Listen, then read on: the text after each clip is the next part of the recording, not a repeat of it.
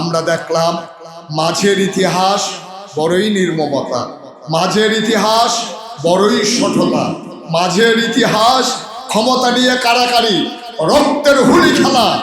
আবার ইতিহাস নির্মাণ করলেন ওমর ইবনে আব্দুল আজিজ। তিনি প্রমাণ করে দিলেন খেলাফত 4 জনের মাঝে সমাপ্ত হয়ে যায়নি। এজন্য ইতিহাসবিদেরা তাকে 5ম খলিফার তিলক করিয়ে দিলেন। তিনি সেইভাবে তার ইতিহাস রচনা করেছিলেন। চলে আসলো এমন একটা সময় 1500 বছর পরে, যখন আমরা সভ্যতার চরম শিখরে আরোহণ করেছি, ওটা বিশ্বকে যখন বলা হচ্ছে কম্পিউটারাইজড, ওটা পৃথিবীকে যখন বলা হচ্ছে গ্লোবাল ভিলেজ, তখন আমরা দেখতে পেলাম কথা বলা যায় না।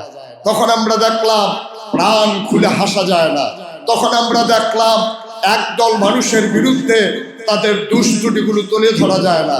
কবি চিৎকার করে জানিয়ে দিলেন, ধরা যাবে না, ছোঁয়া যাবে না, বলা যাবে না কথা, রক্ত দিয়ে কিনে নিলাম আজব স্বাধীনতা।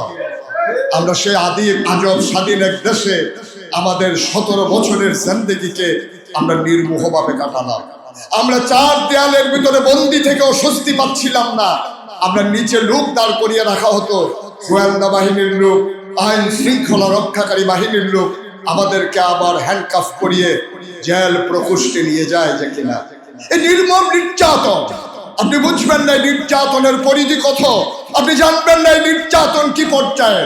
কারণ যখন ছোট্ট বাচ্চাটা ঈদ আসে, চাঁদ উঠে আকাশে, সবাই যখন নতুন জামা পরে, সবাই যখন ফিন্নি খায়, বাচ্চাটা অপেক্ষা করে বাবা আসলেই খাবো, আর আগে না।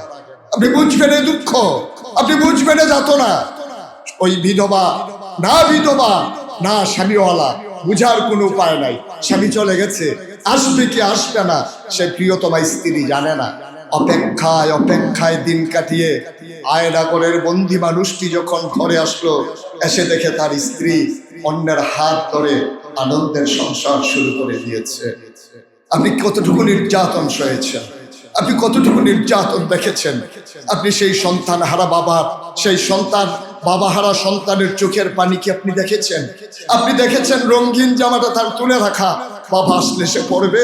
আপনি কি দেখেছেন সে মায়ের গয়নাগুলো খুলে রাখার কথা, স্বামী যখন আসবে তখন সে গয়না পরিবেষ্টিত হয়ে হাতে মেহেদি লাগিয়ে স্বামীর সামনে চলে যাবে? সে স্ত্রী জানে না আসবে কি আসবে না। এমন এক দুঃসময় কাটিয়ে আমরা যখন মুক্তির স্বাদ পেলাম, পূর্ব আকাশে একটা সূর্য যখন উঠলো রক্তিম আভা নিয়ে, সবাই মিলে দেখলাম একটা সুন্দর সূর্য আমাদেরকে জানিয়ে দিচ্ছে আগের দিনেরটা নয়, এটা একটা নতুন সূর্য। নতুন সূর্য দিয়ে নতুন দিন শুরু করে দিলাম। দিনের পরে রাত আসে, স্বপ্ন বুনতে শুরু করলাম, কিন্তু স্বপ্নগুলো যেন ধুমড়ে মুছতে যায়, স্বপ্নগুলো যেন ঘুমের মাঝে হারিয়ে যায়। আমি তো বারবার বলি, স্বপ্ন তা নয় যা ঘুমিয়ে দেখা হয়, স্বপ্ন তো তাই যা আমাকে ঘুমোতে দেয়। কিন্তু আমরা জানেন, এখন যদি নতুন করে কেউ দিনের পথে আসতে চায়, আমরাই আবার তাহলে টিটকারি মারি, এতদিন ছিলেন কই? এতদিন সে ছিলই আর কি লুকানো। এখন যখন এসেছে, আহলান সাহলান মারহাবা, মোস্ট ওয়েলকাম, আমাদের সাথে আপনাকেও স্বাগত। এই হৃদয়ের বিশালতা লাগবে আমাদের। আসুন আমরা সবাই মিলে কারো জন্য চিন্তা না করে নিজের কথা নিজে চিন্তা করি, নিজের জান্নাতে ঠিকানা বানিয়ে নেই। আপনি সবাইকে জান্নাত দেবেন কখন? আপনি নিজেই তো জাহান্নামের দিকে দৌড়ে আছেন। সুতরাং নিজের জান্নাত নিশ্চিত করেন, তাহলে পাশের মানুষও জান্নাত পেয়ে যাবে। এটা আপনাকে আর দেওয়া লাগবে না। সময়ের স্বল্পতা, ধৈর্যের চ্যুতি আপনাদের ঘটে গেছে অনেক আগেই। শৃঙ্খলার কারণে নিশ্চয়ই বসে আছেন। বসে বসে যে কথাগুলো বলছিলাম, কয়েকটা লাইনের ভিতরে শেষ করে দিতে চাই। জেগে উঠো, জেগে উঠো তুমি, তোমার অপেক্ষায় রাস্তার বাঁকে আমি, তোমার অপেক্ষায় জান্নাতে ঘোড়ার গালমান, আমামা বাঁধো শির করো উঁচু, হে বাংলার মুসলমান। বাঁচাও দেশ, সাজাও দেশ, ফিরিয়ে দাও জীবন, মরণে হাসিবে তুমি, তাহলেই কাঁদিবে ভুবন। গর্জে উঠো, জানিয়ে দাও, ছিলাম আছি থাকবো, রক্ত দেবো, জীবন দেবো, তবু জাতিকে মুক্ত রাখবো ইনশাআল্লাহ। এই পর্যায়ে আমাদের উদ্দেশ্যে বক্তব্য রাখার জন্য অনুরোধ করছে বাংলাদেশ মাজলিসুল মুফাসসিরিনের কেন্দ্রীয় কমিটির সম্মানিত সহকারী সেক্রেটারি জেনারেল, কুমিল্লা বিভাগের সম্মানিত সভাপতি, আমাদের নাগাইশ দরবার শরীফের সম্মানিত পীর জনাব হযরত মাওলানা মুস্তাক ফয়েজি হাফিজাহুল্লাহ। বক্তব্য রাখছেন হযরত মাওলানা মুস্তাক ফয়েজি হাফিজাহুল্লাহ।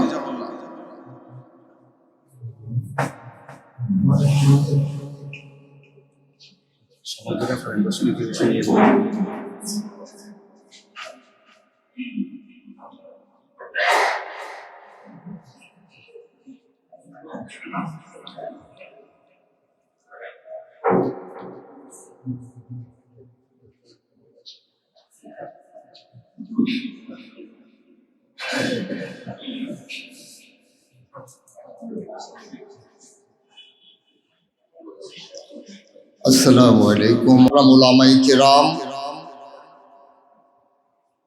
জাতির অতন্ত্র প্রহরী, জাতির যারা দিকপাল, জাতির যারা অতন্ত্র প্রহরী, যারা অতন্ত্র প্রহরীর মতো রাত জেগে জেগে নিজেদের আরামকে হারাম করে দিয়ে সকল ক্রাইসিস পিরিয়ড ওভারকাম করার জন্যে নিজেদের সকল স্বাদ আহ্লাদকে বিলিয়ে দিয়েছেন দ্বীনের রাহে। আমি সেই সমস্ত একদল মানুষের সামনে কথা বলছি, যুগে যুগে যারা দ্বীনের পাহারাদার হিসেবে বিবেচিত হয়েছেন, আর সেই পাহারাদার বানিয়ে দিয়েছেন ১৫০০ বছর আগে নবী করিম সাল্লাল্লাহু আলাইহি ওয়াসাল্লাম তার মুখ নিঃসৃত বাণীর মাধ্যমে। আল উলামা ওয়ারাসাতুল আম্বিয়া। সম্মানিত উপস্থিতি, আমরা দীর্ঘ সময় নিয়ে কথা শুনছিলাম। সবার কথাগুলো থেকে এ কথার মাঝে যেন কথা হারিয়ে না যায়, এ কথা থেকে যেন নির্যাস বের করে নিয়ে ভবিষ্যৎ পথ চলাকে আমরা যেন নির্ধারণ করে নিতে পারি। এজন্য আমি সবার কথাগুলোকে গুছিয়ে কথার মালা বানিয়ে আপনাদের গলায় পরিয়ে দিয়ে মনে রাখিয়ে দিতে চাই। মৃত্যুর পূর্ব মুহূর্ত পর্যন্ত এই কথাগুলো আমার জন্য, আপনার জন্য যেন পথ নির্দেশ হয়। আমরা আমাদের অতীত ভুলে গিয়েছি বলেই আজকে আমাদের এই দুর্দশা। আমরা বর্তমানে দাঁড়িয়ে ভবিষ্যৎ নির্মাণ করতে পারি না বলেই আমাদের এই লাঞ্ছনা। অতীত যারা মনে রাখে না, তারা কখনোই ভবিষ্যৎ বিনির্মাণ করতে জানে না। আমাদেরকে মনে রাখতে হবে ১৫০০ বছর আগে নবী যখন দ্বীনের দাওয়াত দিয়েছিলেন, হেরার আলো নিয়ে, হেরার মশাল নিয়ে তিনি একাই বের হয়েছিলেন। সময়ের ব্যবধানে মাত্র ২৩ বছর পরে শুধু আরাফার ময়দানে বিদায় হজের ভাষণে তিনি একসাথে এক ময়দানে পেয়েছিলেন ইন্তেকালের মাত্র ৮১ দিন আগে ১,২৫,০০০ সাহাবাকে সামনে রেখে তিনি সেদিন কথা বলতে পেরেছিলেন। যারা আসেনি, যারা ঘরে ছিল, যারা কাজে ছিল, তারা ছাড়াই একই ময়দানে তিনি একীভূত করে নিয়েছিলেন ১,২৫,০০০ সাহাবা। মনে আছে নিশ্চয়ই আপনাদের, তিনি যার জন্ম ছিল মক্কায়, যার শৈশব কাটলো মক্কায়, যার কৈশোর কাটলো মক্কায়, যার তারুণ্য মক্কায়, যৌবন মক্কায়, বিয়ে করলেন মক্কায়, নিজের বাড়ি মক্কায়, শ্বশুর বাড়ি মক্কায়, সমাজে বসবাস করলেন মক্কায়, ব্যবসা করলেন মক্কায়, লেনদেন করলেন মক্কায়, অসহায় মানুষের পাশে দাঁড়ালেন মক্কায়। নির্মম পরিহাস, তিনি থাকতে পারলেন না মক্কায়, চলে যাওয়া লাগলো মদিনায়। সেই পথ পরিক্রমায়, পথ চলায় সময়ের ব্যবধানে মাত্র সামান্য সময় পরে আল্লাহ রাসূল সাল্লাল্লাহু আলাইহি ওয়াসাল্লাম সেই গৌরব উজ্জ্বল ইতিহাস নির্মাণ করেছিলেন। বদরের প্রান্তরে ৩১৩ জন সাহাবার সমন্বয়ে প্রশিক্ষিত, অস্ত্র শস্ত্র সজ্জিত ১,০০০ বীর যোদ্ধাকে পরাজিত করে সেই দিন ইসলামের কলেমা খচিত পতাকা পথ পথ করে উড়িয়ে জানিয়ে দিয়েছিলেন, এই পতাকা কখনোই লম্বার নয়, এই পতাকা নামিয়ে দেওয়ার জন্য নয়, এই পতাকা কিয়ামত পর্যন্ত আকাশে পথ পথ করে ওড়ানোর জন্য। কিন্তু আমরা দেখলাম মাঝের ইতিহাস বড়ই নির্মমতা, মাঝের ইতিহাস বড়ই সঠতা, মাঝের ইতিহাস ক্ষমতা নিয়ে কারাকারি, রক্তের হুলি খেলা, আবার ইতিহাস নির্মাণ করলেন ওমর ইবনে আব্দুল আজিজ।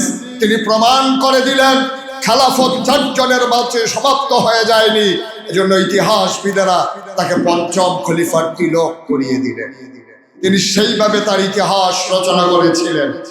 চলে আসলো এমন একটা সময় 1500 বছর পরে, যখন আমরা সভ্যতার চরম শিখরে আরোহণ করেছি, গোটা বিশ্বকে যখন বলা হচ্ছে কম্পিউটারাইজড, গোটা পৃথিবীকে যখন বলা হচ্ছে গ্লোবাল ভিলেজ, তখন আমরা দেখতে পেলাম কথা বলা যায় না।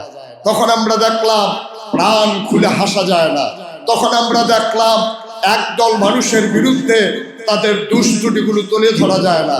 কবি চিৎকার করে জানিয়ে দিলেন, ধরা যাবে না, ছোঁয়া যাবে না, বলা যাবে না কথা, রক্ত দিয়ে কিনে নিলাম আজব স্বাধীনতা। আমরা সেই আজব স্বাধীন এক দেশে আমাদের 17 বছরের জিন্দেগিকে আমরা নির্মোহভাবে কাটালাম। আমরা 4 দেয়ালের ভিতরে বন্দি থেকেও স্বস্তি পাচ্ছিলাম না। আমরা নিচে লোক দাঁড় করিয়ে রাখা হতো, গোয়েন্দা বাহিনীর লোক, আইন শৃঙ্খলা রক্ষাকারী বাহিনীর লোক আমাদেরকে আবার হ্যান্ডকাফ করিয়ে জেল প্রকোষ্ঠে নিয়ে যায় যে কিনা। এই নির্মম নির্যাতন, আপনি বুঝবেন না নির্যাতনের পরিধি কত, আপনি জানবেন না নির্যাতন কি পর্যায়ে। কারণ যখন ছোট্ট বাচ্চাটা ঈদ আসে, চাঁদ উঠে আকাশে, সবাই যখন নতুন জামা পরে, সবাই যখন ফিন্নি খায়, বাচ্চাটা অপেক্ষা করে বাবা আসলেই খাবো, আর আগে না। আপনি বুঝবেন এই দুঃখ, আপনি বুঝবেন এই যাতনা। ওই বিধবা না স্বামীওয়ালা, বুঝার কোনো উপায় নাই। স্বামী চলে গেছে, আসবে কি আসবে না সে প্রিয়তমা স্ত্রী জানে না। অপেক্ষায় দিন কাটিয়ে আয়নাগরের বন্দি মানুষটি যখন ঘরে আসলো, এসে দেখে তার স্ত্রী অন্যের হাত ধরে আনন্দের সংসার শুরু করে দিয়েছে। আপনি কতটুকু নির্যাতন সয়েছেন, আপনি কতটুকু নির্যাতন দেখেছেন। আপনি সেই সন্তান হারা বাবার, সেই বাবা হারা সন্তানের চোখের পানি কি আপনি দেখেছেন? আপনি দেখেছেন রঙিন জামাটা তার তুলে রাখা, বাবা আসলে সে পড়বে? আপনি কি দেখেছেন সে মায়ের গয়নাগুলো খুলে রাখার কথা? স্বামী যখন আসবে তখন সে গয়না পরিবেষ্টিত হয়ে হাতে মেহেদি লাগিয়ে স্বামীর সামনে চলে যাবে। সে স্ত্রী জানে না আসবে কি আসবে না। এমন এক দুঃসময় কাটিয়ে আমরা যখন মুক্তির স্বাদ পেলাম, পূর্ব আকাশে একটা সূর্য যখন উঠলো রক্তিম আভা নিয়ে, সবাই মিলে দেখলাম একটা সুন্দর সূর্য আমাদেরকে জানিয়ে দিচ্ছে আগের দিনেরটা নয়, এটা একটা নতুন সূর্য। নতুন সূর্য দিয়ে নতুন দিন শুরু করে দিলাম। দিনের পরে রাত আসে, স্বপ্ন বুনতে শুরু করলাম, কিন্তু স্বপ্নগুলো যেন ধুমড়ে মুছতে যায়, স্বপ্নগুলো যেন ঘুমের মাঝে হারিয়ে যায়। আমি তো বারবার বলি, স্বপ্ন তা নয় যা ঘুমিয়ে ঘুমিয়ে দেখা হয়, স্বপ্ন তো তাই যা আমাকে ঘুমোতে দেয়। সুতরাং এই স্বপ্ন যাদের বুকে লালন করেন, কথার ফুলঝুরি নয়, কথায় কথায় নিজেকে হারিয়ে নেওয়া নয়, কথার মাঝে নিজেকে লুকিয়ে নেওয়া নয়, সিদ্ধান্ত নেওয়ার পালা, এগিয়ে যাওয়ার পালা। আর এই ক্ষেত্রে কয়েকটা মূল নীতি আমাদেরকে গ্রহণ করতে হবে। আমাদের মূল পরিচয়, আমরা ভুইয়া চৌধুরী, পীর সাহেব, লাট সাহেব, আমরা ইমাম, আমরা খতিব, আমরা প্রিন্সিপাল, আমরা অমুক তমুক, সব কিছুর পরিচয়ের ঊর্ধ্বে আমাদের পরিচয় ইন্নানি মিনাল মুসলিমিন, আমরা মুসলমান। এই পরিচয় যদি ধারণ করে জ্ঞানের চর্চা বাড়াতে পারি, আমরা কে কি বলবো ওই কথা আমাদের আদর্শ নয়। আমাদের মূল আদর্শ হচ্ছে কোরআন এবং সুন্নাহ। কোন মানুষের জিন্দেগির কি দরকার যেখানে আমার নবীর জিন্দেগি আমার সামনে আছে, যেখানে নবীর সিরত আছে, সেখানে আরেকজন ব্যক্তি এই জামানায় এসে যারা পাপ পঙ্কিলতায় লিপ্ত হয়ে যাওয়ার সম্ভাবনাই বেশি, এমন মানুষকে কেন আপনি আদর্শ গ্রহণ করবেন? যিনি উসওয়াতুল হাসানা, যিনি মডেল, যিনি আইডল, যিনি আইকন, তিনি আমার তোমার আদর্শ সেই কিয়ামত পর্যন্ত। এমন একজন মানুষের নির্ভুল নিশ্চিন্ত জীবন থাকার পরে আমরা যেন অন্য কোনো নেতাকে, অন্য কোনো আদর্শকে মানুষ না মানি, নেতা আদর্শ না মানি। আর আদর্শ মানতে গেলেই আমার পীর বলে একরকম, আমার নেতা বলে আরেক রকম, আমার কর্মী বলে আরেক রকম, আমার উপদেষ্টা বলে আরেক রকম। ঐক্য অর্থক্ষণ হয়ে ওঠে না। ঐক্য হবে এক আল্লাহর দেয়া বিধান কোরআন আর নবীর দেয়া আদর্শ সুন্নাহর ভিত্তিতে ইনশাআল্লাহ। এর বাইরে কারো কথাকে নির্ভর করে ঐক্য হতে পারে না। এটা আমরা জানেন, এখন যদি নতুন করে কেউ দিনের পথে আসতে চায়, আমরাই আবার তারা টিটকারি মারি, এতদিন ছিলেন কই? এতদিন সে ছিলই আর কি লুকানো। এখন যখন এসেছে আহলান সাহলান মারহাবা, মোস্ট ওয়েলকাম। আমাদের সাথে আপনাকেও স্বাগত। এই হৃদয়ের বিশালতা লাগবে আমাদের। আসুন আমরা সবাই মিলে কারোর জন্য চিন্তা না করে নিজের কথা নিজে চিন্তা করি। নিজের জান্নাতে ঠিকানা বানিয়ে নেই। আপনি সবাইকে জান্নাত দেবেন কখন? আপনি নিজেই তো জাহান্নামের দিকে দৌড়ে আছেন। সুতরাং নিজের জান্নাত নিশ্চিত করেন, তাহলে পাশের মানুষও জান্নাত পেয়ে যাবে। এটা আপনাকে আর দেওয়া লাগবে না। সময়ের স্বল্পতা, ধৈর্যের চ্যুতি আপনাদের ঘটে গেছে অনেক আগেই। শৃঙ্খলার কারণে নিশ্চয়ই বসে আছেন। বসে বসে যে কথাগুলো বলছিলাম, কয়েকটা লাইনের ভিতরে শেষ করে দিতে চাই। জেগে উঠো, জেগে উঠো তুমি, তোমার অপেক্ষায় রাস্তার বাঁকে আমি, তোমার অপেক্ষায় জান্নাতে ঘোড়ার গালমান, আমামা বাঁধো শির করো উঁচু, হে বাংলার মুসলমান। বাঁচাও দেশ, সাজাও দেশ, ফিরিয়ে দাও জীবন, মরণে হাসিবে তুমি, তাহলেই কাঁদিবে ভুবন। গর্জে উঠো, জানিয়ে দাও, ছিলাম আছি থাকবো, রক্ত দেবো, জীবন দেবো, তবু জাতিকে মুক্ত রাখবো ইনশাআল্লাহ। সবার জন্য দোয়া করি, সবার কাছে দোয়া চাই। আসসালামু আলাইকুম ওয়া রাহমাতুল্লাহি ওয়া বারাকাতুহু। সভাপতি, সম্মানিত মেহমানবৃন্দ, আসসালামু আলাইকুম ওয়া রাহমাতুল্লাহি ওয়া বারাকাতুহু। আল্লাহ রাব্বুল আলামিনের শুকরিয়া জ্ঞাপন করছি, যিনি আমাদেরকে আজকের এই দিনে নতুন স্বাধীনতা নিয়ে এই বাংলার জমিনে মুক্ত মনে কথা বলার সুযোগ করে দিয়েছেন। সেই মহান রবের দরবারে শুকরিয়া জ্ঞাপন করছি, আলহামদুলিল্লাহ। সম্মানিত উপস্থিতি, আজ থেকে 20 বছর আগে 1988 সালে ভিক্টোরিয়া সরকারি কলেজে বাংলাদেশ ইসলামী ছাত্র শিবির যখন ফুল প্যানেলে বিজয় লাভ করে, তখন আমি একটি কবিতা লিখেছিলাম। তা আজকে সেই কবিতাটি আপনাদের সামনে উপস্থাপন করছি। কবিতাটির শিরোনাম ছিল আমি বিজয়ের সূচনা দেখেছি।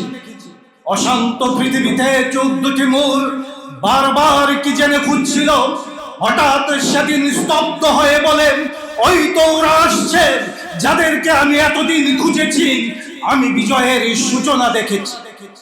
আজ হতে 1500 বছর আগে যে পথ দেখিয়ে গিয়েছিলেন শেষ নবী হযরত, আমি তার উত্তরসূরিদের পদধ্বনি সমাজের প্রতিটি স্তরে লক্ষ্য করেছি, আমি বিজয়ের সূচনা দেখেছি।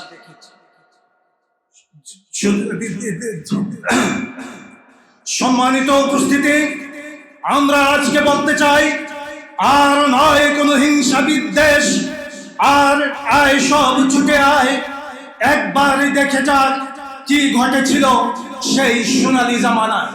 আমরা আজকে বাংলাদেশে এই দীর্ঘ অনেক বৎসর অনেক নির্যাতন নিপীড়ন সহ্য করে আজকে এই পর্যায়ে এসেছি। এই পর্যায়ে আসার আগে যারা এই বাংলার জমিনে 2006 সালে ওই শাপলা চত্বরের সেই নারকীয় লগি বৈঠার তাণ্ডব দিয়ে বাংলাদেশে একটা অশান্ত পরিস্থিতির সৃষ্টি করা হয়েছিল, আর তাদের এই রক্তের বিনিময়ে আমরা ধাপে ধাপে অগ্রসর হয়ে এখানে এসেছি। শুধু এখানে ঈশ্বর সহজ নয়, 2009 সালে ওই বিডিআরদেরকে হত্যার মাধ্যমে বাংলাদেশের ইতিহাসকে কলঙ্কিত করেন। যে 1971 সালে পাক হানাদার বাহিনী বাংলাদেশের এতগুলো সেনা সদস্যকে হত্যা করতে সাহস করেনি, বাংলার জমিনে শেখ হাসিনা তার নির্দেশে এতগুলো 57 জন সেনা সদস্যকে হত্যার মাধ্যমে আমরা এ পর্যায়ে এসেছি। সম্মানিত উপস্থিতি, শুধু এখানেই শেষ নয়, 2013 সালে শাপলা চত্বরে হেফাজতে ইসলামের ওই নিরীহ আলেম ওলামাদের হত্যার বিনিময়ে আমরা আজকের এই পর্যায়ে এসেছি। সম্মানিত উপস্থিতি, এখানেই শেষ নয়, ওই আজ থেকে 1400 বছর আগে আব্রাহার বাহিনী যেমনিভাবে কাবাকে ধ্বংস করার জন্য ওই সেই আবাবিল পাখি দিয়ে যে ওই সেই যে হস্তি বাহিনী নিয়ে এসেছিল আল্লাহর পক্ষ থেকে, যে আবাবিল নাজিল হয়ে তাদেরকে ধ্বংস করে দিয়েছিল। 2024 সালের আবাবিল আমার ছাত্র সমাজ বুকের রক্ত দিয়ে বাংলাদেশে প্রমাণ করেছে যে আবার একটা নতুন স্বাধীনতার স্বাদ তারা পেয়েছে। আজকে আমরা বিভিন্ন ঘরানার যে আলেম ওলামারা আছি, আসুন সবাই মিলে ঐক্যবদ্ধ হয়ে একটাই স্লোগান করি, আর কোনো হিংসা বিদ্বেষ নয়, পারস্পরিক আর কোনো হানাহানি নয়। আমরা আজকে কাদা ছুড়াছুড়ি বাদ দিয়ে ঐক্যবদ্ধভাবে আল্লাহর জমিনে আল্লাহর দিনকে কায়েম করার জন্য আমরা প্রচেষ্টা চালিয়ে যাই, এই আশাবাদ ব্যক্ত করে আমি আমার সংক্ষিপ্ত কথা এখানে শেষ করছি। ওমা তাওফিক ইল্লা বিল্লাহ। আসসালামু আলাইকুম ওয়া রাহমাতুল্লাহি ওয়া বারাকাতুহু।